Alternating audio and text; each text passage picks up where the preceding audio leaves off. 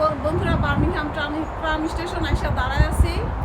কেন বার্মিংহাম যেতে হবে এই জন্য আজকে একটু তাড়াহুড়া করে বাসা থেকে বের হয়েছি। চুল বাঁধারও সময় পাই নাই, মানে খুবই একটু তাড়াহুড়া, রান্না শেষ করে তারপরে বের হয়েছি। এই জন্য একটু এলোমেলো একটা কাজ অ্যাপয়েন্টমেন্ট আছে বার্মিংহামে, তো এই জন্য একটু তাড়াহুড়া করে বের হয়েছি। এই যে দেখেন ট্রাম স্টেশন,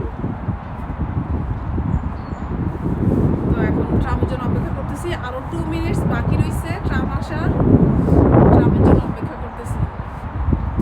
আর একটা যে কাজে যাইতেছি বন্ধুরা দোয়া করবেন, সেই কাজটা যেন আর কি কমপ্লিট, ব্যাগ পিছনে রেখে আসছি, তো কাজটা যেন কমপ্লিট হয়।